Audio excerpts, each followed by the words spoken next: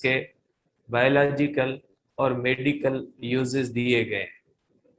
और इसके साथ दो और चीजें दी गई है, रेडिएशन एक्सपोयर और रेडिएशन इफेक्ट्स।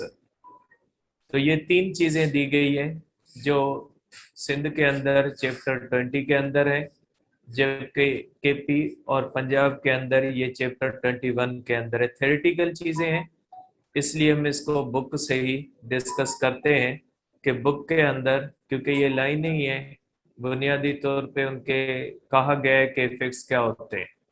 मुख्तलिफ टर्म्स हैं जिनको हम एक्सप्लेन करेंगे कि इन टर्म्स का मकसद क्या होता है। ठीक है बेटा। तो देखिए, पहले हमारे पास है रेडिएशन एक्सपोयर। रेडिएशन एक्सपोयर का मकसद क्या होता है? देखिए बेटा, रेडिएशन एक्सपोयर का मकसद होता है कि मुख्तलिफ सोर्सेज से हमारी बॉडी जो होती है उसके ऊपर डिफरेंट सोर्सेज से मुख्तलिफ किस्म की रेडिएशन फॉल कर रही है। हम कंटिन्यूसली मुख्तलिफ किस्म की रेडिएशन से मुतासिर हो रहे हैं। तो ये हमारी बॉडी जो एक्सपोज हो रही है रेडिएशन से, इसको कहा जाता है रेडिएशन एक्सपोयर। अब रेडिएशन एक्सपोयर के अंदर जो एक पहला जो है वो टर्म दिया गया है, उसको कहा जाता है बैकग्राउंड रेडिएशन। अब ये बैकग्राउंड रेडिएशन क्या होती है? देखिए बेटा, रेडिएशन को मेयर करने के लिए हम डिवाइसेस इस्तेमाल करते हैं जो हमने वैसे क्लास के अंदर तो पढ़ रखे हैं, लेकिन पीएमसी के सिलेबस में नहीं है, तो मैंने यहाँ पे नहीं पढ़ा है। उसमें विल्सन क्लाउड चेम्बर होता है, उसमें सॉलिड स्टेट डिटेक्टर होता है, उसमें गाइगर मुलर काउंटर होता है जो जीएम काउंटर भी कहलाता है।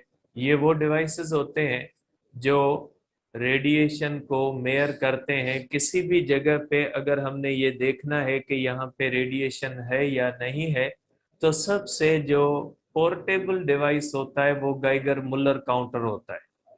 और गाइगर मुलर काउंटर एक छोटा सा ट्यूब होता है, आजकल तो डिजिटल आ गए हैं।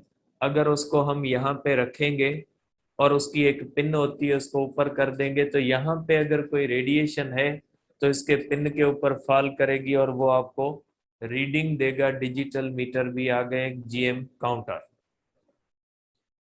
तो बेटा, अगर आप उस जीएम काउंटर के अंदर कोई अगर रेडियो एक्टिव एलिमेंट अगर उसके साइड में रखेंगे तो ठीक है, उस रेडियो एक्टिव एलिमेंट से रेडिएशन निकलेगी और काउंटर कहेगा कि रेडिएशन है। लेकिन अगर खाली आप इस रूम के अंदर या अपने रूम के अंदर या अपने घर के अंदर भी रख देंगे तो आपको जीएम काउंटर बताएगा कि यहाँ पे भी रेडिएशन है। अब आपको पता नहीं लगेगा कि वो रेडिएशन कहाँ से आ रही है, जबकि आप देख रहे होंगे कि नॉर्मली कोई विजिबल सोर्स ऑफ रेडिएशन नहीं है। तो ऐसी रेडिएशन जिसका पता न लगे कि उसका सोर्स क्या है, वो कहाँ से आ रही है, तो उसको कहा जाता है बैकग्राउंड रेडिएशन। अब ये जो रेडिएशन होती है इसके सोर्सेज होते हैं। एक सोर्स को नेचुरल सोर्स कहा जाता है, एक सोर्स को आर्टिफिशियल सोर्स कहा जाता है।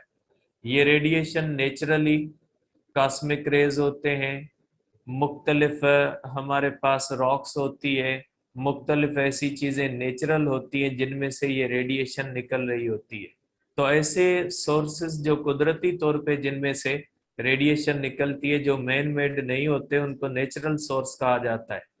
एक वो होते हैं जैसे मैन मेड होते हैं, न्यूक्लियर रिएक्टर्स होते हैं जो हॉस्पिटल्स वगैरह के अंदर ट्रीटमेंट की जाती है with the help of radiation. उसका जो वेस्ट होता है, न्यूक्लियर रिएक्टर का वेस्ट होता है, एक्सरेज की टेक्निक्स होती है डायग्नोसिस के अंदर। तो ये मुख्तलिफ सोर्सेज होते हैं जिनसे बैकग्राउंड रेडिएशन आ रही होती है। ठीक है, तो इसको कहा जाता है रेडिएशन एक्सपोयर। जैसे आर्गन गैस होती है, वो भी इस तरह से अर्थ से जब निकलती है तो जब वो एटमॉस्फेयर के अंदर आ जाती है तो मुख्तलिफ उसमें से इफेक्ट्स होने के बाद रेडिएशन बढ़ जाती है। और जैसे जो रूम होते हैं बिल्कुल क्लोज रूम होते हैं, उनके अंदर इसकी क्वांटिटी ज्यादा होती है। जब हम सांस लेते हैं तो वो लंग्स के अंदर जाती है और लंग्स के अंदर कैंसर का सबब बनती है। ठीक है, तो इस तरह से मुख्तलिफ सोर्सेज होते हैं, मुख्तलिफ जरिए होते हैं जिनसे हम कंटिन्यूसली रेडिएशन से एक्सपोज हो रहे होते हैं।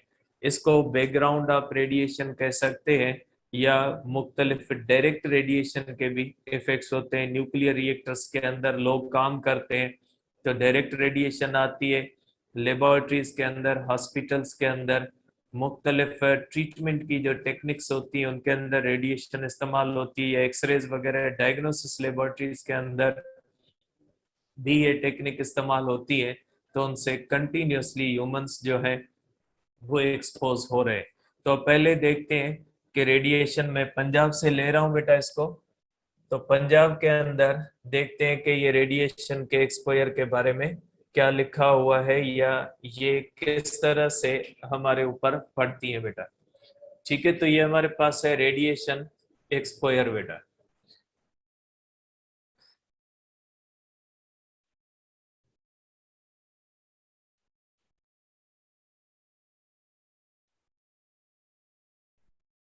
अब देखिए बेटा, रेडिएशन एक्सपोयर है when a Geiger tube is used in any experiment. बेटा गैगर मुलर काउंटर ट्यूब हमने पढ़ा है, वो रेडिएशन का डिटेक्टर होता है। It records radiation even when a radioactive source is nowhere near it. For example, room में रख दें गाइगर काउंटर को, वो काउंट देना शुरू कर देगा। This is caused by the radiation called background radiation. It is partly due to the cosmic rays.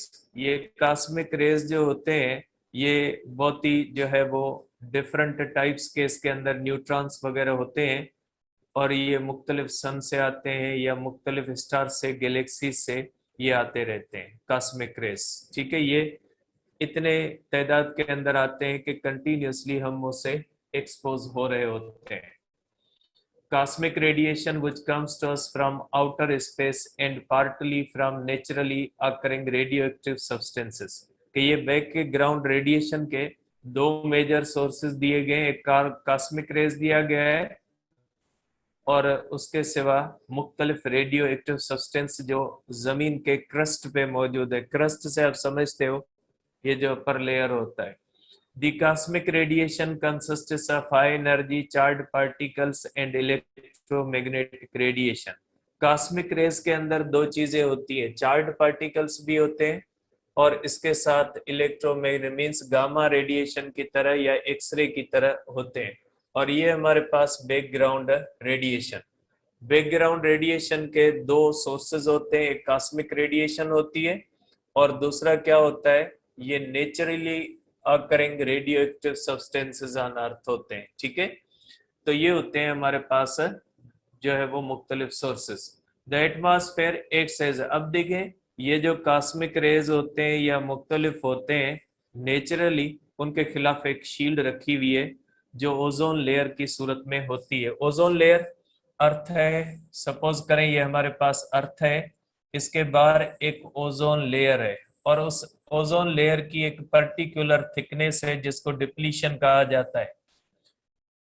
अब ये जब रेडिएशन इसके ऊपर फॉल करती है तो ये इसको इस तरह से रिफ्लेक्ट करवा देते हैं। ठीक है, लेकिन यहाँ पे ये होता है कि अर्थ के ऊपर हमने, इंसानों ने, अब कह सकते हैं कि हमने बहुत ज्यादा अर्थ को नुकसान दिया है, गंद फैलाया हुआ है हमने।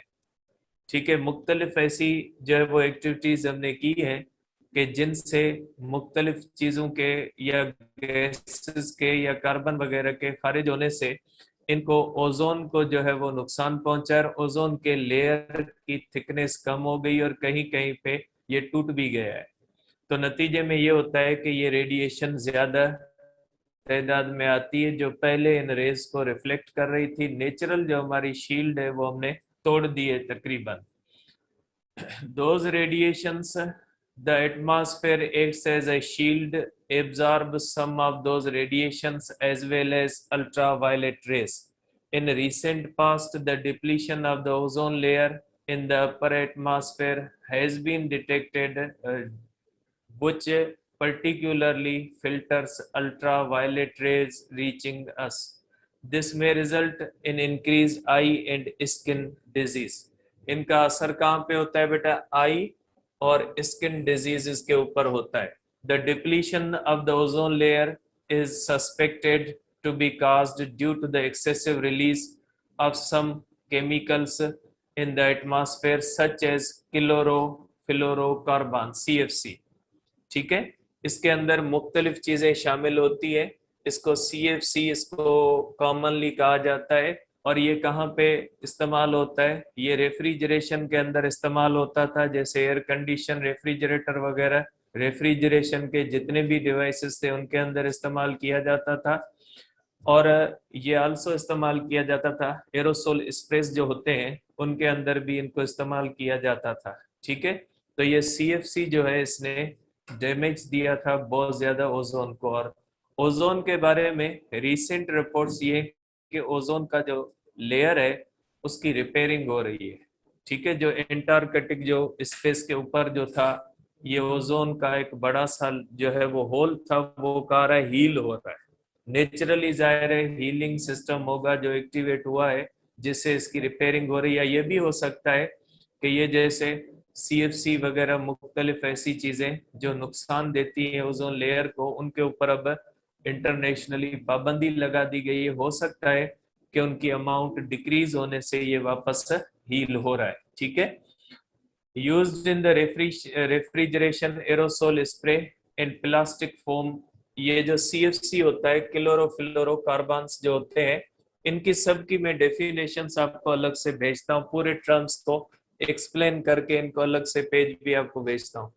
ये रेफ्रिजरेशन के अंदर इस्तेमाल होती है, एरोसोल स्प्रे होते हैं, और प्लास्टिक फोम इंडस्ट्री के अंदर इस्तेमाल की जाती है।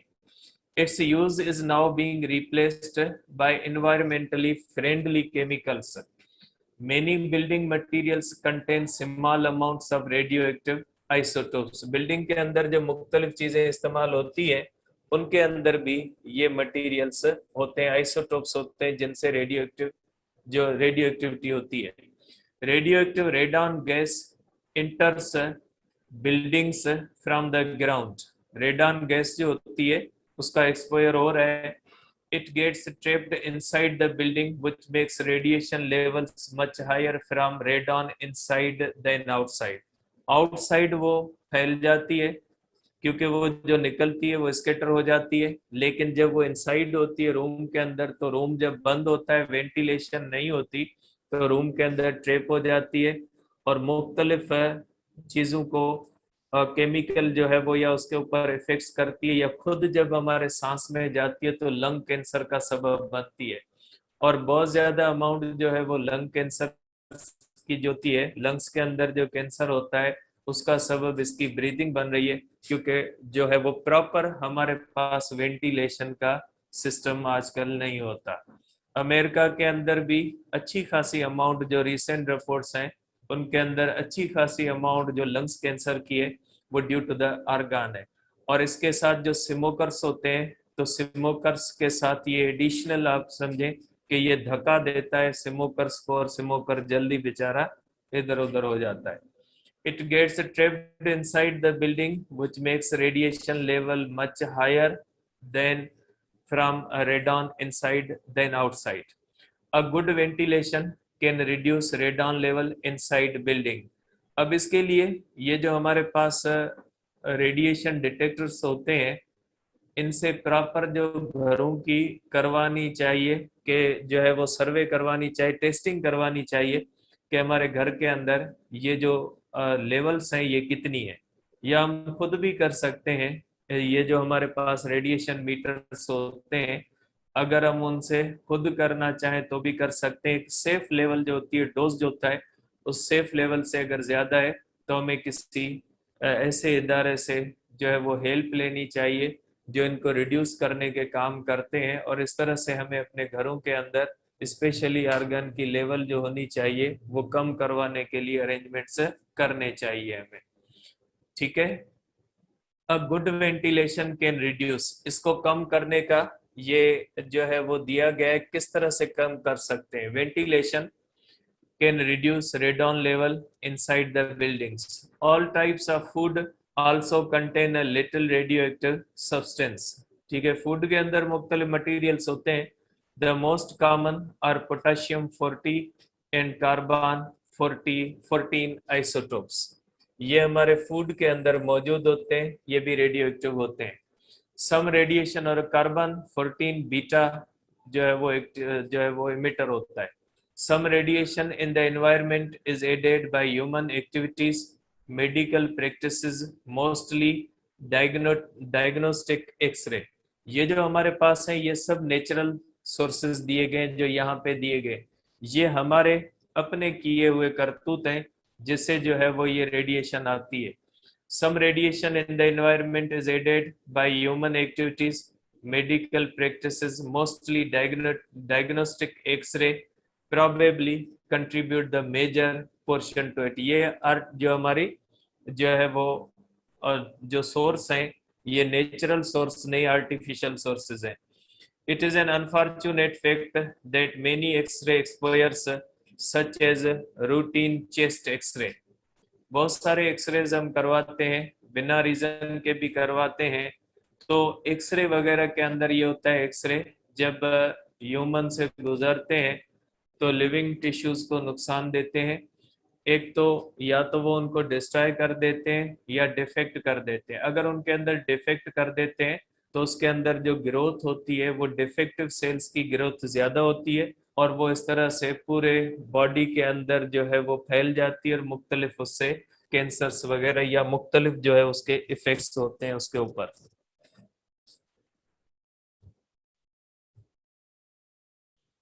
तो ये बेटा इसके रेडिएशन जो है ये हमारे खुद के किए हुए हैं कि हम खामखा जो एक्सरेज वगैरह या मुख्तलिफ जो है वो इसके अंदर हम चीजें करते हैं, तो उसकी वजह से भी हम कंटिन्यूसली हमारे ऊपर जो एक्सपोजर हो रहा है रेडिएशन का, वो एक्सपोजर रेडिएशन का बढ़ रहा है.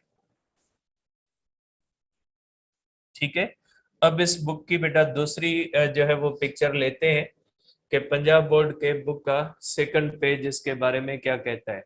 ये बेटा बातें आपको याद रखनी है क्योंकि ये आपके सिलेबस के अंदर है. वैसे भी आज सिलेबस आपका आ रहा है कि आज 4 बजे चाय वाय पी के खाना वाना खा के तैयार होके बैठिएगा. आज आपको इंशाल्लाह डेट भी मिल जाएगी एमडीकेट की. तो बेटा ये है कि exposure such as routine chest X-ray and dental X-ray are made for no strong reason and may do more harm than good. ये फायदा देने से ज्यादा नुकसान कर सकते हैं चेस्ट स्प्रे जो एक्सरे है या जो है हमारे पास डेंटल जो एक्सरे होता है. Every X-rays exposure should have a definite justification that outweighs the risk. ठीक है. बिल्कुल नेसेसिटी के सिवा, बिल्कुल इतनी ज्यादा जरूरत के सिवा नहीं करवाना चाहिए. The other sources include radioactive waste from nuclear facilities. ठीक है. Hospitals, research and industrial establishments. इसमें न्यूक्लियर के अंदर जो एक्सीडेंट्स होते हैं, न्यूक्लियर एक्सीडेंट्स जो होते हैं, ये बहुत ज्यादा बड़ी वजह होते हैं रेडिएशन को फैलाने के.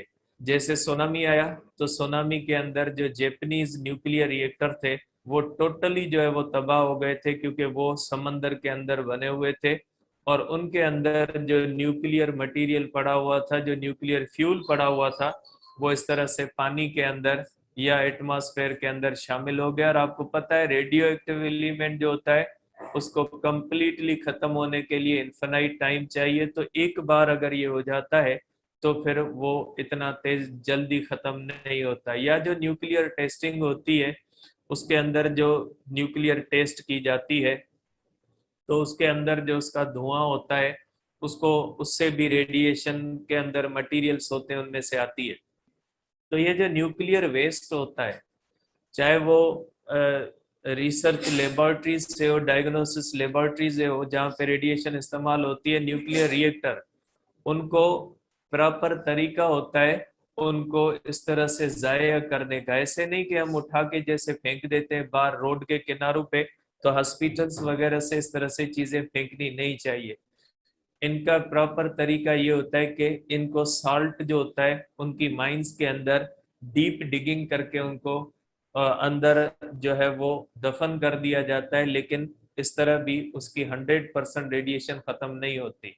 तो डीप डिगिंग जो साल्ट की माइंस के अंदर होती है, उसके अंदर भी अगर इसकी रेडिएशन खत्म नहीं होती, तो फिर अगर ये इस तरह से रोड्स के ऊपर या इस तरह से खुली जगहों पे रख दिए जाएंगे तो और नुकसान ज्यादा होगा। Research and industrial establishment, colour television, luminous watches and tobacco leaves. ठीक है, ये पत्ते जो है इनके अंदर भी ऐसे एलिमेंट्स मौजूद हैं जो रेडिएशन इमिट करते हैं। A smoker not only inhales toxic smoke but also hazardous radiation. ठीक है, न सिर्फ वो धुआं ले रहा होता है, मौत को ले रहा होता है, लेकिन वो बहुत ही ज्यादा खतरनाक रेडिएशन को भी ले रहा होता है। लो लेवल बैकग्राउंड, आप देखें ये इसकी लेवल होती है, हर चीज की एक लेवल होती है। देखें खाना होता है, प्रॉपर खाओगे तो ठीक है, अगर ज्यादा खाओगे तो उसके भी नुकसान आते हैं। इसी तरह से रेडिएशन से बचना हमारे लिए इम्पॉसिबल है। चले हम नेचुरल सोर्सेज खत्म भी कर दे दुनिया से, दुनिया पूरी ये चीजें बंद कर दे, लेकिन आप दुनिया तो कर सकती है, नेचुरल सोर्सेज से तो आप बंद नहीं कर सकते। कार्ब जो कॉस्मिक रेज होते हैं या खाने पीने की चीजों के अंदर जो नेचुरली होते हैं, उसको हम कम नहीं कर सकते, उसको हम खत्म नहीं कर सकते, लेकिन कम कर सकते हैं। तो रेडिएशन की एक लेवल होती है, वो लेवल्स आगे लिखी हुई है, वो बताता हूं मैं आपको।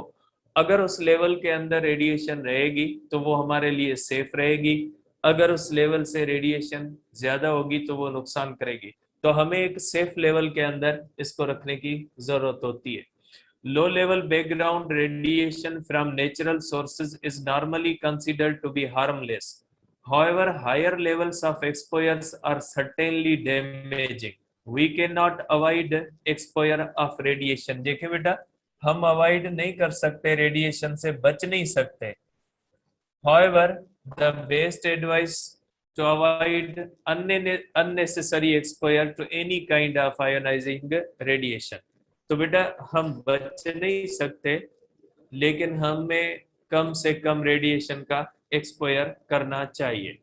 ठीक है, तो ये हमारे पास जो है वो मुख्तलिफ जो है वो कही गई है।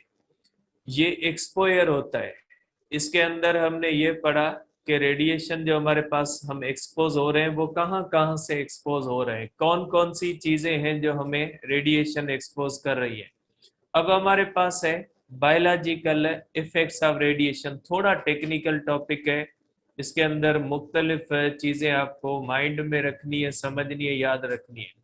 देखिए बेटा, बायोलॉजिकल इफेक्ट क्या होगा कि ये रेडिएशन हमारी बॉडी के ऊपर असरअंदाज तो होती है, इसके अंदर जो आखिरी एडवाइस दी गई है कि हमें अवॉइड करना चाहिए कि हमें ज्यादा से ज्यादा एक्सपोजर से अफेक्ट ना हो।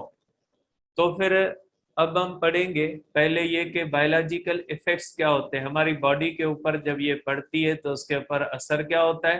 फिर हम देखेंगे कि कितनी रेट के अंदर अगर हमारे ऊपर पड़ते हैं तो वो हम सेफ होते हैं, और उससे ज्यादा अगर अमाउंट होती है तो फिर वो हमारे लिए नुकसानकार होती है। तो हम अब देखते हैं कि टेक्निकली किस लेवल के ऊपर जो है ये होनी चाहिए। तो बेटा बायोलॉजिकल इफेक्ट्स है, to study the effects of radiation we need to define some of the units of radiation। देखिए बेटा, रेडिएशन के यूनिट्स आपने पढ़े हैं, हमने हाफ लाइफ के अंदर पढ़े थे कि जो एक्टिविटी होती है उसके दो यूनिट्स होते हैं। एक यूनिट होता है बकेरल, बकेरल का मकसद होता है 1 डिसइंटीग्रेशन पर सेकंड। अगर किसी भी रेडियो एक्टिव आइसोटोप में 1 सेकंड के अंदर एक रेडिएशन निकलती है तो हम कहेंगे उसकी एक्टिविटी 1 बेकेरल पर सेकंड है। ठीक है, 1 बकेरल है। अगर 1 डिसइंटीग्रेशन पर 1 सेकंड है, अगर एक रेडिएशन निकलती है अल्फा बीटा या गैमा, तो हम कहेंगे कि ये 1 बकेरल है। और बकेरल जो होता है इससे भी एक बड़ा यूनिट होता है, बकेरल तो ऐसा यूनिट है, लेकिन कॉमनली एक और यूनिट इस्तेमाल करते हैं जैसे मीटर और किलोमीटर। ऐसा यूनिट तो मीटर है, लेकिन कॉमनली हम किलोमीटर भी इस्तेमाल करते हैं। तो इसी तरह बकेरल के साथ हम एक और यूनिट इस्तेमाल करते हैं, रुदरफोर्ड भी करते हैं, लेकिन रुदरफोर्ड से भी एक और यूनिट है जो कॉमनली इस्तेमाल होता है, जैसे माइल होता है, माइल कॉमन यूनिट नहीं है लेकिन किलोमीटर ज्यादा कॉमन यूनिट है, बिल्कुल इसी तरह से जो रदरफोर्ड होता है उसके मुकाबले में ज्यादा जो इस्तेमाल किया जाता है वो क्यूरी इस्तेमाल किया जाता है। 1 क्यूरी किसके बराबर होता है? 3.7 10 पावर 10 डिसइंटीग्रेशन पर सेकंड होता है। बकेरल या 3.7 10 पावर 10 बकेरल के बराबर होता है कि एक रेडियो एक्टिव सब्सटेंस से अगर 1 सेकंड के अंदर 3.7 10 पावर 10 अगर डिसइंटीग्रेशन पर सेकंड होती है तो हम कहेंगे ये 1 क्यूरी है। ठीक है, अब इसके अंदर हमारे पास एक होता है डोज। डोज का मकसद होता है कि हमारी बॉडी का जो मास होता है वो कितनी एनर्जी एब्जॉर्ब कर रहा है। डोज होता है एनर्जी पर यूनिट मास। ठीक है, तो ये है खाली डोज। डोज का मकसद होता है कि हमारी बॉडी कितनी रेडिएशन एब्जॉर्ब कर रही है। तो हमारे पास जो डोज दिया गया है, डोज होता है एनर्जी पर यूनिट मास, जिसका यूनिट होता है जूल पर किलोग्राम, क्योंकि एनर्जी का जूल होता है और मास का किलोग्राम होता है। To study the effects of radiation, के रेडिएशन के इफेक्ट क्या होने हैं, we need to define some of the units of radiation. The strength of the radiation source is indicated by its activity. Activity असल radiation, radioactivity है ही activity, कि radioactivity का मकसद है नंबर ऑफ रेज। अब activity हमें बताती है कि रेज कितने, delta N upon delta T, अगर ज्यादा है तो ज्यादा रेडिएशन, हाई रेडिएशन है। Delta N upon delta T कम है तो लो रेडिएशन है। The strength of the radiation source is indicated by its activity measured in becquerel. Activity का unit becquerel है। 1 becquerel is 1 disintegration per second। 1 becquerel हमने discuss किए हैं, half life के अंदर यूनिट्स डिस्कस किए हमने। A larger unit is curie, which equals 3.7 10 power 10 जो है वो डिसइंटीग्रेशन पर सेकंड होते हैं। ठीक है, the effect of radiation on a body. बेटा ये पिक्चर नजर नहीं आ रही, ये बहुत ही इंपॉर्टेंट है, ये याद रखनी है। मैं इसकी पिक्चर बोलता हूँ, ये पिक्चर एग्री कर रही है पंजाब पिक्चर यूएसबी में। ये बेटा इंपॉर्टेंट है, इसकी वैल्यूज आपने याद रखनी है। ये इसलिए मैं इसकी पिक्चर ले रहा हूँ कि ये जो है वो आरबी की वैल्यू है। ये आरबी की वैल्यू जो है वो बहुत ही ज्यादा इंपॉर्टेंट होती है, इतनी ज्यादा मुश्किल भी नहीं है, याद करना आसान है, ये याद कर लीजिएगा। ये नहीं पिक्चर का ये जो, तो देखिए बेटा, अब इसके अंदर जो क्यूरी होता है 3.7 10 पावर 10 डिसइंटीग्रेशन पर सेकंड होते हैं। The effect of radiation on a body absorbing it relates to a quantity called absorbed dose. ये जो डी होता है बेटा, इसको कहा जाता है एब्जॉर्ब्ड डोज, कि हमने कितना डोज एब्जॉर्ब कर दिया है। डी होता है एब्जॉर्ब्ड डोज और डी होता है बेटा E upon M. defined as the energy absorbed from ionizing radiation per unit mass। कि आयोनाइजिंग रेडिएशन से 1 किलोग्राम ने, 1 किलोग्राम जो हमारी बॉडी का मास है, 1 किलोग्राम ने कितनी एनर्जी गेन की है। क्योंकि जाहिर सी बात है, अल्फा है, बीटा है, गामा एनर्जेटिक पार्टिकल्स हैं, जब वो हमारी बॉडी के अंदर इंटर होते हैं तो वो हमारी बॉडी को एनर्जी शिफ्ट करते हैं और उसी की वजह से मुख्तलिफ इफेक्ट्स होते हैं उसके ऊपर। तो ये डोज है और इस डोज का यूनिट कौन सा हो जाएगा, जूल पर किलोग्राम इसका यूनिट होगा। ठीक है, अब चलते हैं बेटा आगे।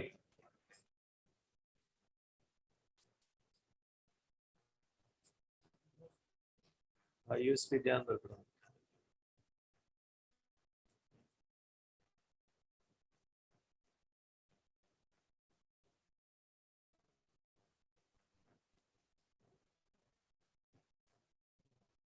अब देखिए बेटा, इसके बाद जो हमारा नेक्स्ट पेज है वो ये उसी का है बेटा, बायोलॉजिकल, और इसका जो है वो होता है। अब देखिए बेटा, हमने डोज पढ़ा कि जो एब्जॉर्ब्ड डोज होता है वो किसके बराबर होता है, एनर्जी पर यूनिट मास होता है। कि हमारी बॉडी की जो मास है वो 1 किलोग्राम मास ने कितनी एनर्जी गेन की है, तो energy per unit mass, radiation जब हमारे ऊपर एक्सपोयर हो रही है तो एनर्जी पर यूनिट मास जो होती है उसको एब्जॉर्ब्ड डोज कहा जाता है। अब इस एब्जॉर्ब्ड डोज का यूनिट क्या होता है, मैंने आपको कहा है जूल पर किलोग्राम, और ये जूल पर किलोग्राम जो होता है ये किसके बराबर होता है, ये ग्रे के बराबर होता है। It's SI unit is grey. बेटा इसका जो एब्जॉर्ब्ड डोज का ये जो होता है ये ग्रे होता है बेटा। ये ग्रे किसके बराबर है, ग्रे होता है बेटा 1 जूल पर किलोग्राम। ग्रे जाहिर है साइंटिस्ट का नेम है तभी स्मॉल लिखा हुआ है और जी कैपिटल लिखी हुई है। ठीक है, आपको लिखने से पता लगेगा ये ग्रे किसी साइंटिस्ट के नाम के पीछे है। तो unit is gray, defined as 1 joule per kilogram.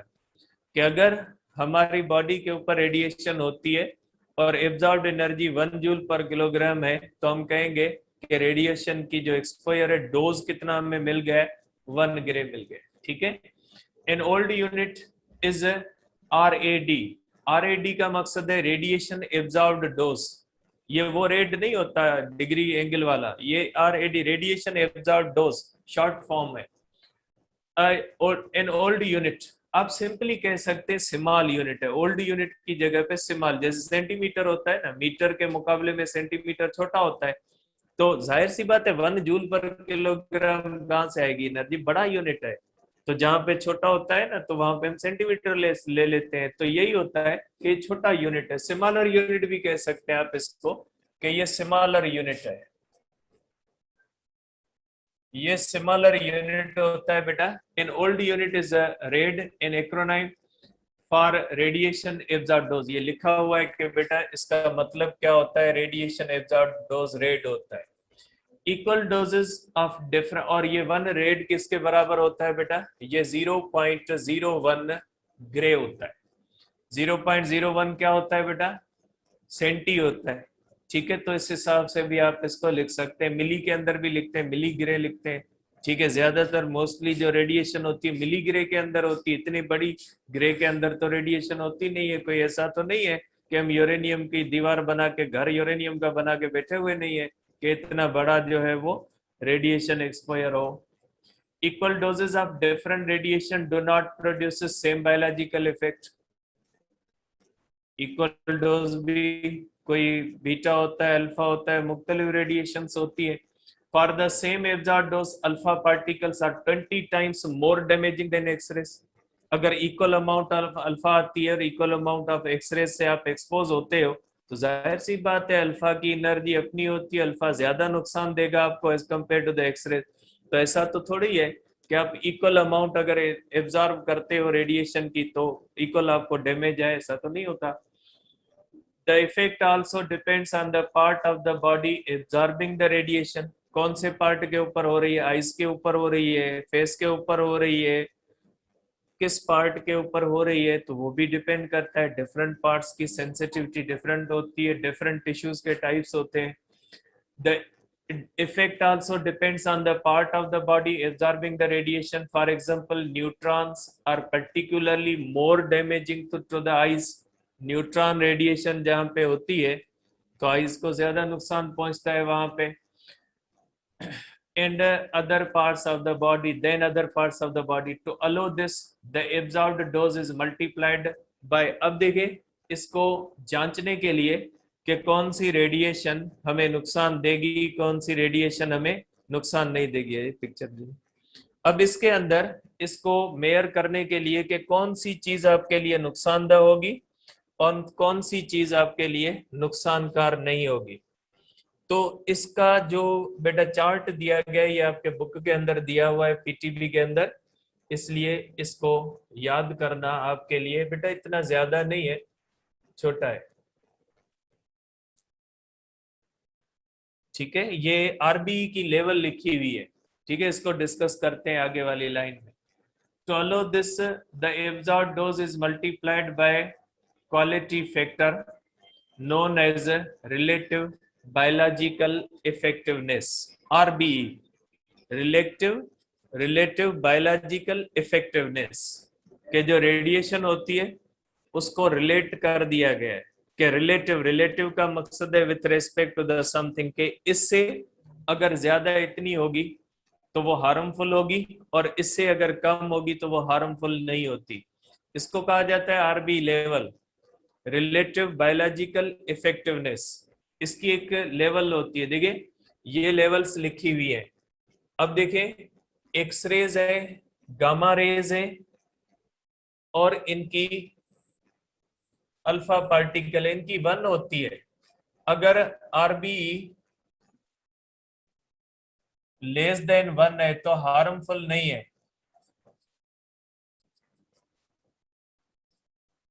अगर आरबी जो होती है, ठीक है, ये जो होती है ग्रेटर देन 1 होती है, तो ये हार्मफुल होती है बेटा। ठीक है, अब देखिए इसका मकसद है, एक्सरेज है, गामा रेज है, अल्फा पार्टिकल है, इससे मल्टीप्लाई करें। ठीक है, अगर लेस देन 1 है तो ये सेफ लिमिट के अंदर है आप, लेकिन अगर ग्रेटर देन 1 है तो फिर ये नुकसान है। अल गामा है, एक्सरेज है, अल्फा है, और 3 किलो इलेक्ट्रॉन वोल्ट मोर, इसकी आरबी लेवल क्या होती है, 1 होती है। अल्फा पार्टिकल अब लेस देन 30 के किलो इलेक्ट्रॉन वोल्ट जो होती है इसकी एनर्जी, तो ये हो जाती है 1.7 इसकी level. Neutrons and protons below 10 MeV, ये 10 जो होती है इसकी लेवल होती है, और आइस के लिए इसकी 30 लेवल होती है। Alpha particle from natural radio activity ये 10 होती है। हेवी रिकॉइल न्यूक्लियाई जो होते हैं इनकी 20 होती है। स्लो न्यूट्रॉन की मेरे ख्याल में 5 होती है, फास्ट न्यूट्रॉन की शायद 10 होती है। तो ये मुख्तलिफ लेवल्स होती हैं, बहरहाल जो आपके बुक के अंदर दी गई है, इन लेवल्स को आपने याद रखना है बेटा, क्योंकि ये जो है वो बहुत ही ज्यादा इम्पोर्टेंट है। आपके मेडिकल के अंदर इसका यूज होता है, आप डॉक्टर बनोगे तो रेडिएशन को एक्सपोज करना है किसी बॉडी के ऊपर, तो उसकी लेवल्स को आपने सेट करना है बेटा। तो आरबी लेवल जो होती है उससे हमें पता लगता है कि रेडिएशन जो होती है वो हार्मफुल होती है हमारे लिए या नहीं होती। ठीक है, तो यहाँ पे द इक्विवेलेंट डोज, इसको कहा जाता है डोज इक्विवेलेंट।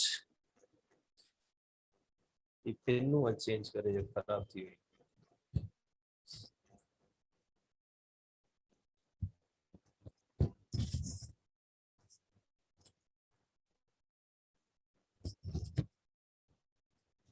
बेटा इसको कहा जाता है डीई।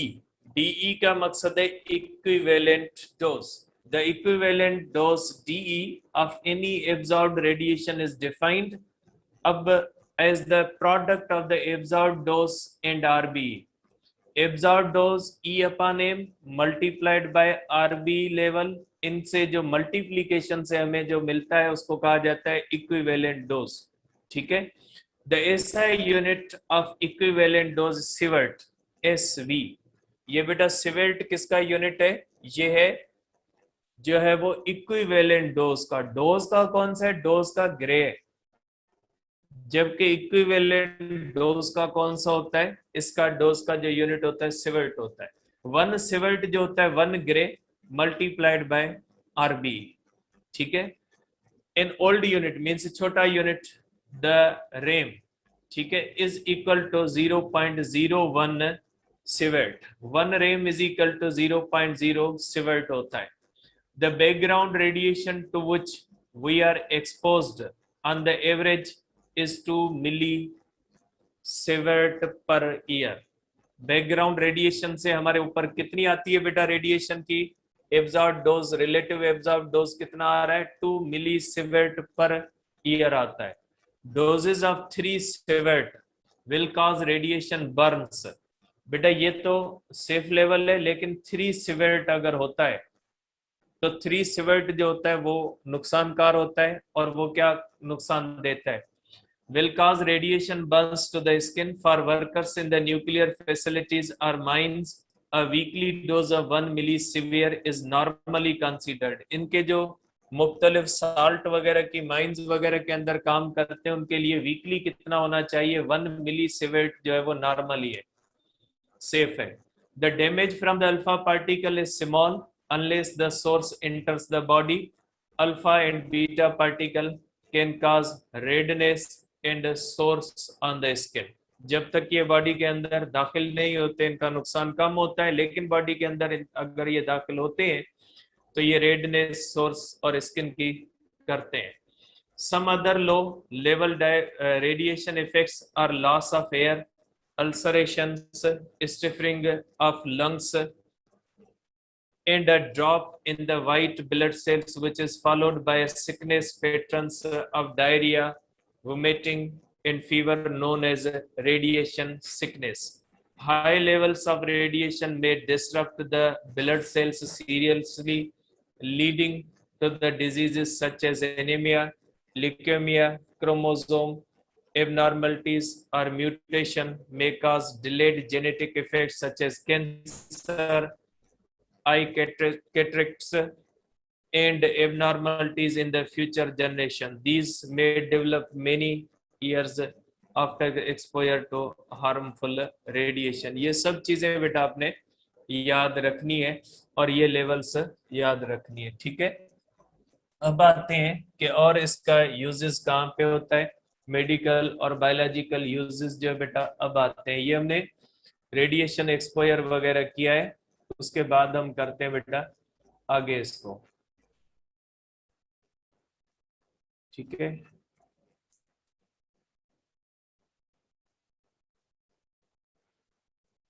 अब ये जो बेटा ये प्रॉब्लम किया हुआ है, प्रॉब्लम के बाद है हमारे पास ये डेटा दी गई है इसकी, कि ये इसके ऊपर जो है वो किया हुआ है। अब हमारे पास है बायोलॉजिकल, ये बेटा इसके ऊपर डिस्कशन की हुई है जो प्रॉब्लम है इसकी डेटा पे। अब देखें इसके बाद है हमारे पास biological and medical uses of radiation, वो थे इफेक्ट्स और exposure. Radioisotopes of many elements can be made easily by bombardment with neutrons and other particles. Artificially बना सकते हैं। ये कल भी मैंने आपको कहा था कि रेडियो एक्टिव एलिमेंट के ऊपर जब न्यूट्रॉन की बम्बारमेंट होती है तो न्यूट्रॉन टू प्रोटॉन रेशियो बढ़ जाता है और वो रेडियो एक्टिव बन जाता है। As such isotopes have become available and are inexpensive. Their use in the medicine, agriculture, scientific research, and industries has expanded tremendously. Radioisotopes are used to find out what happens in many complex chemical reactions and how they proceed. अब देखें ये हमें मुख्तलिफ काम बताते हैं कि जैसे फॉर एग्जांपल प्लांट्स के अंदर हम कार्बन 14 जब एब्जॉर्ब करवाते हैं तो हमें वो फोटोसिंथेसिस के बारे में बताता है, या थायराइड ग्लैंड जो होता है उसकी, या मुख्तलिफ जो हमारे पास ट्यूमर्स वगैरह होते हैं बॉडी के अंदर, उनके इलाज के लिए मुख्तलिफ जो है वो रेडिएशन वाली चीज़ें उनके अंदर बॉडी के अंदर इंटर की जाती है और वो वहाँ पे डिपॉजिट होती हैं जहाँ पे वो डिफेक्टिव से टिश्यूज वगैरह होते हैं, और फिर रेडिएशन टेक्निक से हम डिटेक्ट करते हैं कि इनकी डिपोजिशन वगैरह कहाँ पे हुई है, और फिर उसे या रेडियो एक्टिव आइसोटोप्स इंटर करते हैं जो जाके एक particular kind of defective cells को डिस्ट्रॉय करते हैं। तो मुख्तलिफ टेक्निक्स होती हैं जो इस्तेमाल की जाती हैं, ठीक है। Radioisotopes are used to find out what happens in many complex chemical reactions. जैसे मैंने कहा ना फोटोसिंथेसिस वगैरह या मुख्तलिफ प्रोसेसेस होते हैं उनको समझने में काम देते हैं, and how they proceed. Similarly, in biology, they have helped in investigating into chemical reaction that takes place in plants and animals. By mixing a small amount of radio, देखें ये इसकी टेक्निक है कि ये कैसे करते हैं कि जिस चीज को हमें नॉन बनाना होता है, जैसे मैंने आपको इसका फोटोसिंथेसिस का बताया कि हमें देखना होता है, तो हम क्या करते हैं फर्टिलाइजर के साथ उसको ऐड करते हैं रेडियो एक्टिव आइसोटोप को, और वो फर्टिलाइजर की तरह एब्जॉर्ब होकर हमें पता लग जाता है किस किस एरिया में कहाँ कहाँ पे ज्यादा जो है वो ये जो है वो एब्जॉर्प्शन हुई है इसकी फर्टिलाइजर की, और कहाँ पे ये प्रोसेस ज्यादा हुआ है फोटोसिंथेसिस वगैरह। तो इस तरह से ये टेक्निक होती है। By mixing a small amount of radioactive isotopes with fertilizer, we can easily measure how much fertilizer is taken up by a plant using radiation detector. कि फर्टिलाइजर कितना एब्जॉर्ब किया है किस प्लांट से, ज्यादा अगर एब्जॉर्ब हुआ है तो ज्यादा जाहिर है रेडियो एक्टिव सब्सटेंस एब्जॉर्ब किया होगा, रेडिएशन उसमें से ज्यादा आ रही होगी। From such measurements, farmers know the proper amount of fertilizer to use. through the use of radiation induced mutations, improved varieties of certain crops such as rice, चिकिपिया, wheat and cotton have been developed. ठीक है, मुख्तलिफ जो जैसे ये हमारे पास आज आ रहे हैं ना, ये जो क्या कहते हैं इसको, सीड्स को एक पर्टिकुलर टर्म इस्तेमाल करते हैं, जैसे हाइब्रिड सीड्स जो होते हैं इनके अंदर मुख्तलिफ प्रोडक्ट जो होती है वो ज़्यादा आती है, जैसे मुख्तलिफ मिर्ची की अकसाम आ गई है या मुख्तलिफ सब्जियों की किस्में आ गई है, उनके अंदर सीड्स वगैरह के अंदर ये किया जाता है। ठीक है, इसमें जो है वो the plants they have improved plant structure, the plants have shown more resistance to disease and pest. जैसे ये जो गंदम की क्रॉप होती है, पहले इसके ऊपर बहुत ज्यादा जो है वो मुख्तलिफ चीजों के हमले हुआ करते थे, लेकिन जो नई टेक्निक्स या नई जिनसे जो आई है इनके अंदर जो सीड्स आती हैं तो इनके अंदर जो बीमारी लगती है इनको बहुत ही कम लगती है। उससे ये हुआ है कि जो हार्मफुल स्प्रे करने पड़ते थे क्रॉप्स के ऊपर उनकी अमाउंट बहुत ज्यादा कम हो गई है, और एक्सपेंसेस के अंदर ऐसी बायोलॉजिकली उसके अंदर ऐसी जो है वो चेंजेस की गई है जो मुख्तलिफ बीमारियों का सबब बनती थी। The plants have shown more resistance to disease and pest and give better yield and grain quality. Radiation is also used to treat cancers. Radioactive tracers and imaging devices have helped in the understanding and diagnosis of many diseases. ठीक है, tracers का मकसद होता है जिनका काम trace करना होता है, कि जैसे कैंसर के अंदर डिफेक्टिव सेल्स को ट्रेस किया जाता है। अब ट्रेसर टेक्निक्स होती है कि ट्रेसर्स को किस तरह से इस्तेमाल किया जाता है, ये भी बेटा बायोलॉजिकल मेडिकल यूजेस के अंदर आता है। A radioactive isotopes behaves in just the same way as the normal isotope inside a living organism, but the location and the concentration of a radioactive isotope can be determined easily by the measuring the radiation it emits. जैसे for example अगर किसी भी patient को हम ये radio active isotope enter करते हैं तो उसके बाद कुछ अरसे के बाद उसकी डिपोजिशन डिफरेंट, जैसे थायराइड ग्लैंड के लिए जो हम आयोडीन वगैरह मुख्तलिफ नाम होते हैं या उसके लिखे हुए आगे, वो जब हम देते हैं तो वो जाके वहाँ पे डिपॉजिट होते हैं, तो वहाँ पे हम देखते हैं कि किस किस जगह पे उसकी कंसंट्रेशन हुई है, फिर हम उसकी रेडिएशन डिटेक्टर्स को इस्तेमाल करके देखेंगे कि किस किस जगह पे ये डिफेक्ट्स हुए हैं। तो ट्रेसर्स को एंटर किया जाता है जो उन साइट्स पे जाते हैं जहां पे उनको जाना चाहिए। Thus, but the location and the concentration of radioactive isotopes can be determined easily by measuring the radiation it emits. Thus, radio, अब आ जाते हैं, मेरे ख्याल में ये आपका आखिरी पेज है बेटा इसका बायोलॉजिकल एंड मेडिकल यूजेस का। एक पेज और भी है बेटा।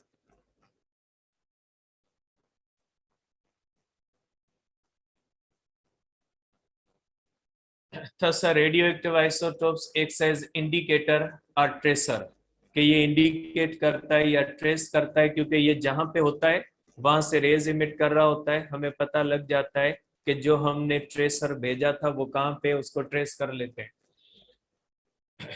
A tracer that makes it possible to follow the course of a chemical or biological process.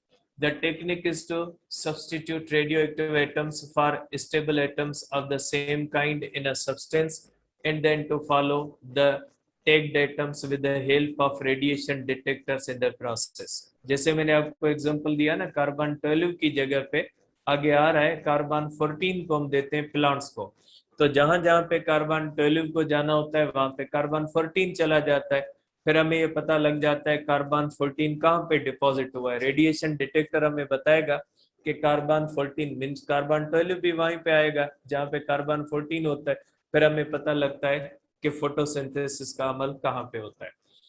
The technique is tracers are widely used in medicine to detect malignant tumors and in agriculture to study the uptake of a fertilizer by a plant. For example, if a plant is given radioactive fertilizer by a plant, for example, if a plant is given radioactive carbon 14 it will use it in exactly the same way as it always uses stable carbon 12.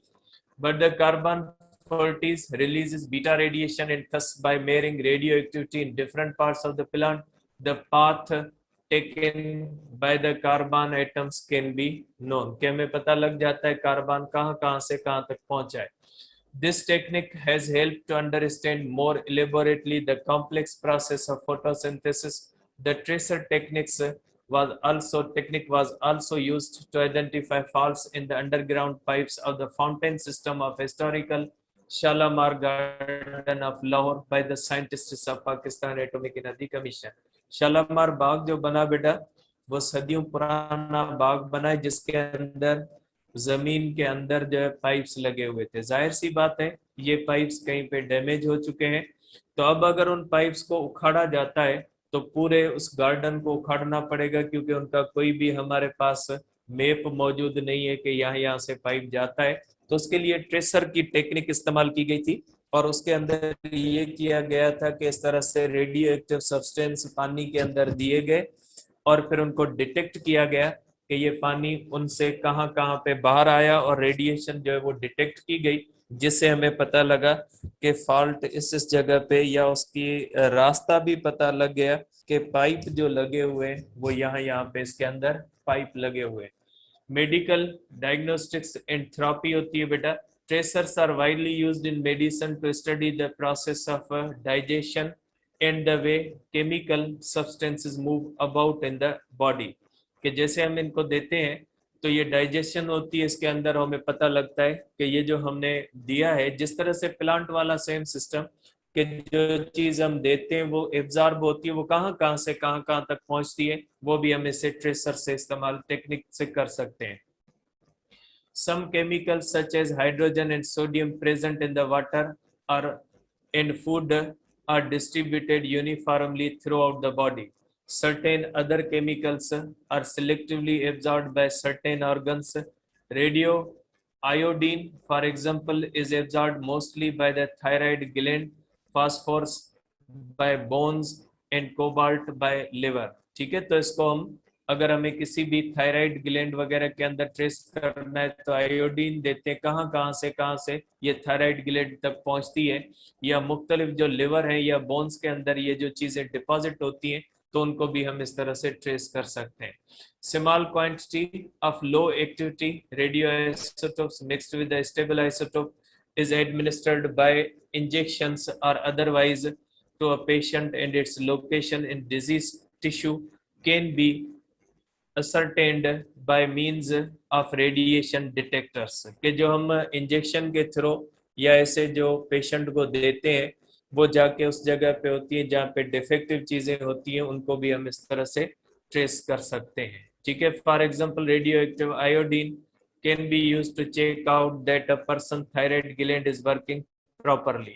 A diseased or hyperactive gland absorbs more than twice the amount of normal thyroid gland. कि normal thyroid gland के मुकाबले में अगर defective होगा तो ज्यादा amount absorb करेगा, ज्यादा अमाउंट एब्जॉर्ब करेगा तो ज्यादा रेडिएशन इमिट होगी ग्लैंड से. हमें पता लग जाएगा कि नॉर्मल उसने एब्जॉर्ब किया है या ज्यादा एब्जॉर्ब किया है, क्योंकि जाहिर सी बात है एक हर चीज का नॉर्मल फंक्शन होता है, एक एबनॉर्मल फंक्शन होता है. लिवर है या मुख्तलिफ कोई भी चीजें हैं, जब उनको इस तरह से रेडियो एक्टिव चीज देते हैं तो अगर नॉर्मल एक्टिविटी है तो उनका उसकी लेवल पहले फिक्स है कि अगर ये नॉर्मल होगा तो इतनी अमाउंट में एब्जॉर्ब करेगा और उससे एक्टिविटी इतनी होगी. लेकिन अगर वो एबनॉर्मल होगा, उसके अंदर कोई मसला होता है, तो ज्यादा अमाउंट के अंदर एब्जॉर्ब करता है और हमें ज्यादा जो है वो उसका रेडिएशन आती है. ठीक है. A similar method can be used to study the circulation of blood using radioactive isotope sodium-24. Experiments on cancerous cells have shown that those cells that multiply rapidly absorb more radiation and are more easily destroyed than normal cells by ionizing radiation radiotherapy with gamma rays from cobalt 60. कि जो defective sales होते हैं वो ज्यादा absorb करते हैं, उनको destroy करने के लिए या उनकी लोकेशन से ट्रेस की जाती है पहले कि किस किस लोकेशन के ऊपर वो होते हैं, फिर उन लोकेशंस के ऊपर गामा रेज जो कोबाल्ट से आते हैं उनको फॉल करवा के उसको डिस्ट्रॉय किया जाता है। The gamma rays are carefully focused onto the malignant tissue. Strict safety precautions are necessary। ठीक है, अब आखिरी पेज है बेटा हमारा इसका रेडिएशन का, उसके बाद रेडिएशन हमारी खत्म होती है। बेटा सिंध से और केपी से पढ़ लीजिएगा। सिंध के अंदर बहुत जो है वो ज्यादा इसके अंदर दी गई ये चीजें, या ज्यादा जो है वो इसके ऊपर मुख्तलिफ चीजें लिखी हुई है, लेकिन बहरहाल अगर इसको आप पंजाब से रखोगे तो भी आपका काम चल जाएगा, क्योंकि जो टेस्ट मोस्ट प्रोबेबली आपकी पंजाब से होनी, जिसका आज सब कुछ आपको पता लग जाएगा इंशाल्लाह। For both patient and attendant medical staff, radioactive iodine 131 is used to combat cancer of thyroid gland. Since iodine lends to collect in the thyroid gland, radioactive isotopes lodge where they can destroy the malignant cells. In some cases, encapsulated seeds are implanted in the malignant tissue for local and short ranged treatment. For skin cancers, phosphorus 32 और sodium 90 may be used instead. तो मुख्तलिफ चीज़ों के जो होते हैं ज़ाहिर treatment जो होती है उसके अंदर भी इंटेंसिटी का ख्याल रखा जाता है कि किस चीज़ को ट्रीट करने के लिए कितनी इंटेंसिटी के अंदर देनी चाहिए, न कम होनी चाहिए न ज़्यादा। तो उसी हिसाब से जो एलिमेंट होता है, आइसोटोप होता है, वो चेंज होता है। These produce beta radiation. The dose of radiation has to be carefully controlled, otherwise the radiation could do more damage than help. Patients undergoing radiation treatment often feel ill because the radiation also damages the healthy cells. जैसे cancer की treatment की जाती है chemotherapy वगैरह, तो उसके अंदर कुछ अरसे के लिए पेशेंट जो होता है वो ज़्यादा वीक हो जाता है और ज़्यादा जो है वो उसके ऊपर असर होते हैं, क्योंकि जाहिर सी बात है जो डिफेक्टिव सेल्स होते हैं उनके अंदर अच्छे सेल्स का भी नुकसान होता है। आखिरी ये बेटा रेडियोग्राफी होती है। The gamma raise radiographs are used in medical diagnosis such as internal imaging of the brain to determine precisely the size and location of a tumor or other parts of the body। ठीक है, ये जो है वो devices होते हैं जिनके through की जाती हैं। cracks or cavities in the castings or pipes can also be detected by scanning। ठीक है, जैसे स्कैनर्स होते हैं उससे स्कैन जो है वो क्रैक्स, जैसे रेडियो जो एक्सरे से स्कैनिंग की जाती है, एक्सरे जो होता है फ्रैक्चर्ड बोन का बता देता है, इसी तरह से any sudden increase in the count rate indicates a cavity with in the object. अगर कोई भी ऑब्जेक्ट है इसके अंदर कोई कैविटी है तो इसके ऊपर रेडिएशन फॉल करवाएंगे, तो जहाँ पे कैविटी होगी वहां से रेडिएशन ज्यादा आएगी और जहाँ पे कैविटी नहीं होगी वहां से रेडिएशन कम आएगी। तो हमें पता लग जाएगा कि इस मटेरियल के अंदर कहीं पे अंदर कैविटी है, वो फॉल्ट है। तो इस तरह से किया जाता है जैसे एक्सरे से फ्रैक्चर का होता है, सेम टेक्निक होती है।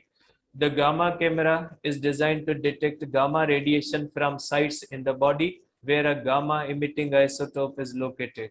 जहाँ पे गामा इमिटर जो कैमरा होती है वो अगर कोई गामा रे हमारे अंदर कोई भी इमिटर एंटर किया जाता है तो उसको पिक्चर लेने के लिए, डिटेक्ट करने के लिए इस्तेमाल की जाती है। As shown in the figure, consisting of many dots of the gamma emitting source in the patient's body is formed. The camera can also be used to obtain a sequence of images to observe an organ such as a kidney in action। ठीक है, तो ये हमारे पास थे biological and medical uses. कल इंशाल्लाह हम करेंगे सेस्मोमीटर, इलेक्ट्रॉन माइक्रोस्कोप और रेक्टिफायर। उसके बाद आपका इंटर जो होगा कंप्लीट होगा। तब तक आज शाम तक इंशाल्लाह आपका सिलेबस आ जाएगा, फिर उसी हिसाब से देखेंगे कि क्या होता है। ठीक है, आपकी टेस्ट की डेट बेटा मोस्ट प्रोबेबली आ जाएगी।